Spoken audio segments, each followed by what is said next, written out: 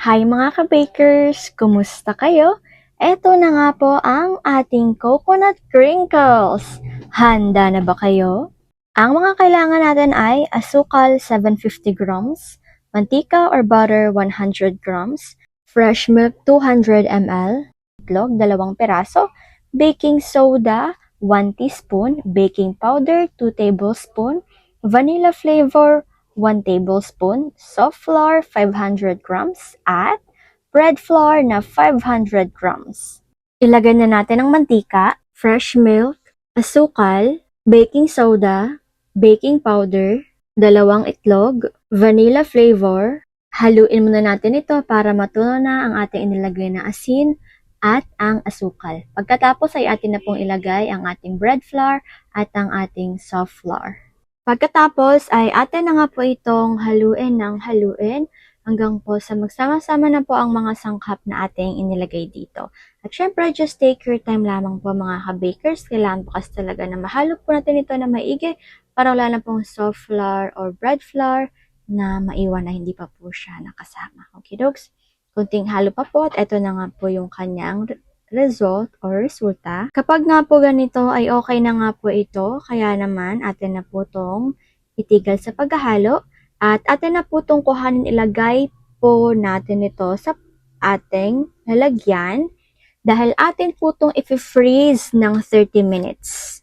Para pabilis po ang ating pag-freeze dito ay atin po muna itong ipapantay at atin naman po itong ayusin para po mas numipis po siya at madali po siyang ma-freeze. Okay, dahil pantay na nga po ay okay na nga po ito para mailagay na po natin sa ating freezer. After 30 minutes ay atin na po siyang kuhanin at ngayon naman po ay atin na po itong kukuhanin ng kaunti pagkatapos atin na pong ipaparolyo. Okay, at pag atin naman po itong pinarolyo mga ka-bakers, dahil atin na nga po itong hahatiin. Yung hati naman po na gagawin natin dito ay 25 grams po ang isa. Kung gusto nyo pong dagdagan ay okay lang. At kung gusto nyo naman pong bawasan ay okay lang din naman po. Ayan, at eto na nga pong lahat ang ating mga nagawa. Okay na nga po ito mga ka-bakers. At ngayon naman po ay bubudburan na po natin ito ng ating desiccated coconut. Ito lamang po ay simpleng paggawa ng ating coconut crinkles na napakasarap at higit sa lahat ay talagang pangmasa dahil pwede po natin itong ibenta sa murang halaga or kung gusto naman po siyang gawing special, pwede rin naman pong maglagay kayo ng desiccated coconut sa ating dough habang minimix natin siya. Okay din naman po iyan mga ka-bakers.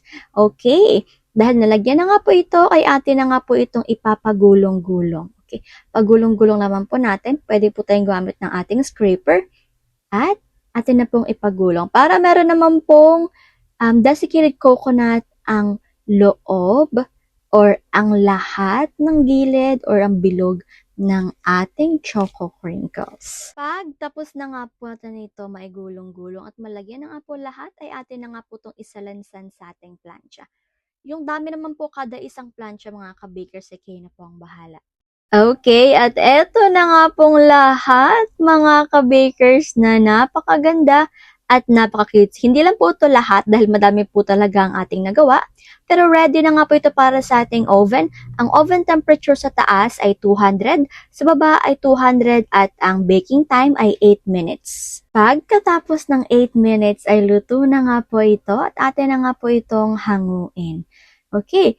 At eto na nga po siya mga ka-bakers. Pwede po natin siyang paligamgamin or palamigin bago po natin ito matanggal sa kanyang molde. Ayan. Okay, kung gusto naman pong tanggalin na agad, okay lang po. As long as hindi po natin siya masira. Abay, go, go, go naman po talaga mga ka-bakers. Pero kung ito po ay ating ibabalot or ilalagay po sa plastic, mas maganda po muna na ito po ay malamig na.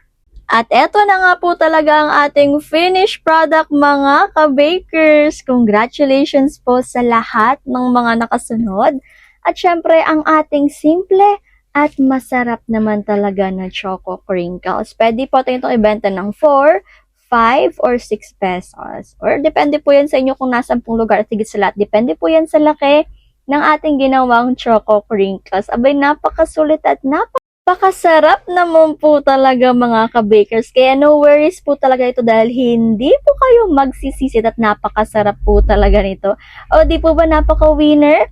Kaya naman po mga ka-bakers, gawin nyo na din ha. Eto na po ang ating food for the soul ngayon. Isias 41:10. Ako'y sasa iyo, huwag kang matakot. Ako ang iyong Diyos, hindi ka dapat mangamba.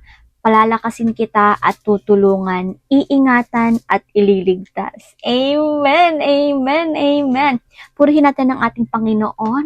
Ang kanyang mga salita ay totoo at tapat. Yan naman, ang Diyos lamang ang ating maaasahan sa panahong ito, lalo na sa everyday na kaganapan. Ayan mga ka-bakers, huwag tayo mawalan ng pag-asa at have faith dahil ang ating Panginoon ay buhay at Panginoon magpakailan pa man. Hanggang dito na lang po muna ako. Paalam muna.